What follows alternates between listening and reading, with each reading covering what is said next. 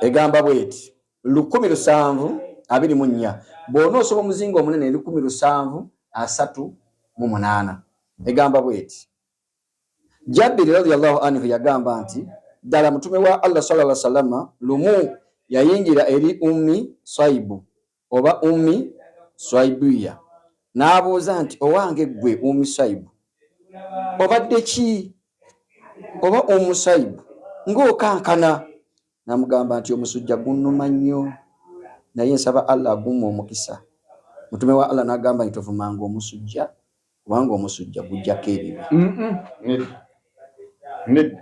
mwekiri mu kiwandiiko abalina ennene ekiwandiiko ekyo kituufu Omusumba omanyi omuntu anti aya kankugambye hadisi ngitegedde ntuufu egambye kati omusujja gujjako ebibi kakati omuntu yenna alwadde omusujja Allah amusonyiwa ebibi n'omusujja waliwo bibindako olw'obugumiikiriza bwayise naye okusinga bw'osomeraga nti tovumanga omusujja kubanga omusujja gujjako ebibi omuntu yenna alwadde omusujja seka kankubuuza ekintu kimu katono nnyo seka mu hadiisi eno mulimu Allah bamwogeddeko ebigambo Allah agamba mu Qur'an mbuuza wala yantiku anil hawa buno bubaka bwa Allah kubanga wano okusinza mu hadiisi Allah mwali bamwogeddeko ti Allah olwala omusujja Allah akusonyiwa ebibi kakati andi kambawe answer mu aya andi hadiisi tugikole tutya aya yino ennyonnyola ensonga eyo Allah agamba wala nabluwannakum bishay'in min al-khawfi wal-ju'i wa naqsim min al-amwali wal anfusi wa thamarat wa bashir sabirin. Allah agamba anti Allah agamba kansoma oluganda kubanga wano kanso abantu bategere kubanga musumba kankugambi mwebale kutuuliza kigambo Allah yayogera program eno tutandika ntandika olunaku lwa leero 2:15 egamba era mazima tujja kuba tubagezesanga n'ekintu mu kubaleetera okutya n'enjala n'obukendeefu obwenfuna n'obwavu abantu n'ebirala naye sanyusa abagumiikiriza.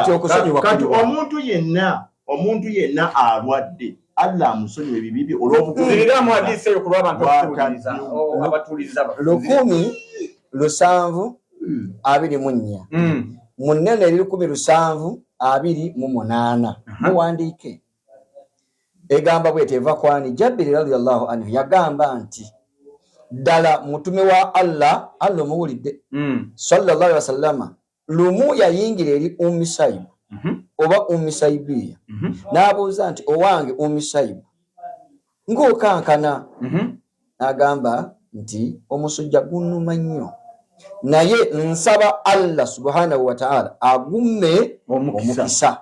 Lindako kati kwega omukazi ono akolimira omusujja. Yes. Mutuma amugamba akolimira eri Allah. Agamba nti kati hadisi egende gamba naddamu n'agamba nti tovumanga omusujja. Nabbi nga yagamba togezaako kuvuma musujja kubanga gwo gujjako ebibi by'omuntu. Omusujja gwo gwennyini si musujja Allah yisiriza ku bugumiikiriza. Ekyokulaba ko Paul ni yagamba nti omukazi ajja alokoka mu kuzaala kiba kigezo omukazi w'abazaala obugumiikiriza bw'ataddewo Katonda amulokola. Bayibuli obulungi bwa programu eno kati omuntu abantu bano abatulaba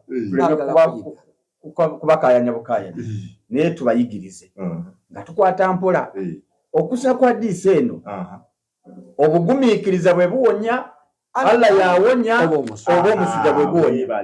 Njagala gwo ogisoma soma nga tonyonyola egamba ate lwati atonyonyola njaga osomera abatuulizi mwami presenter next time tujja kujja ne hadiisi enene bwe kiba kyetaagisa gigula nga togiyina mu library yo nsobola ziri naffe tujja kukola omulimu nja kusaba Katonda amugabira agigule. Nakugamba buli hadiisi gy'osoma sobola giwakanya wadde neegi kati wabula njikutegeeza nsomera busomeza hadiisi nga tonyonyola egamba Jabir radiyallahu anhu agamba abatuliza genda mu comment section wonna ku mukutu kwoli otubuulire okusira ku hadisi eno gy'olya gye bagenda okusoma.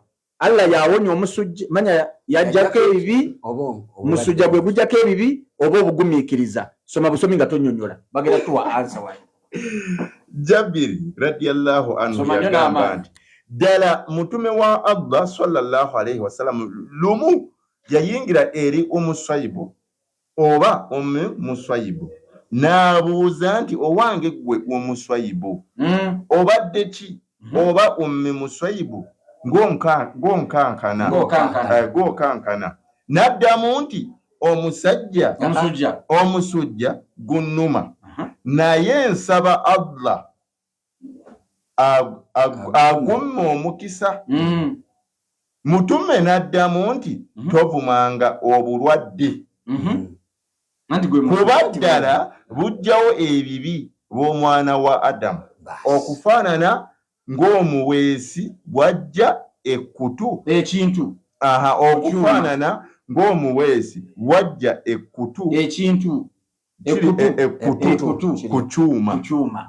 Kaakati mikwano gyange gwamusuliriza n'awandaba kumusujja okusina ku hadiisi eyo kumusujja ne Allah n'obugumiikiriza okusina ku hadiisi eno ki ekijjawo ebibi gw'otegedde ki? Mpandiikira komenti awo kijja kutuyamba ndabe nti oyize neeyanzizza nnyo.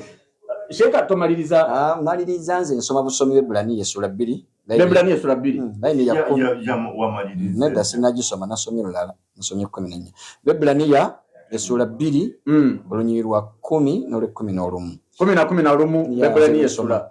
Kubanga kyamusaanira oyo ebintu byonna bwe biri ku buwe era eyabikozesa byonna ng'aleeta abaana abangi mu kitiibwa okutuukiriza omukulu w'obulokozi bwabwe olw'ebyonoono, kubanga oyo atukuza era n'abo abatukuzibwa b'omu bonna kyava alema okubayitanga abooluganda. Kristo yatukuza. Tubeeyanziza nnyo mikwano gyaffe mwenna ababadde batulaba. Bw'obanga oli eyo ng'ogamba nti olwaleero njagala nange Kristo antukuze, ddamu ebigambo bino wamu nange ng'ogamba nti njagala kulokoka. Gamba nti ayi Yesu, nkwebazizza nnyo okumpa omukisa n'empuya ekigambo kyo. Olwaleero nzikiriza n'omutima gwange, njatula n'akamwa kange ndokose. Sonyiwa ebibi byange byonna bye mbadde nkola ne bye bankolera. Sangula amannya gange mu kitabo eky'okufa, ogawandiike mu kitabo eky'obulamu. Weebale Yesu okunjagala n'ondokola. Amiina. Gwazeemu ebigambo ebyo kaakati omaze okulokoka, noonye ekkanisa y'abalokole ogendeyo okuŋŋaana obagambe nti nze nalokose bwe nawulidde enjiri. Oba nsindikira ka message 0702 14 3965 sindika message ku namba eyo, Mukama agenda kuwa omukisa. Emirembe gya Kristo gisinga okutegeerwa gibeere naawe. Tusisinkane ku Lwokutaano essaawa 5 ez'okumakya, Katonda ng'ayagadde.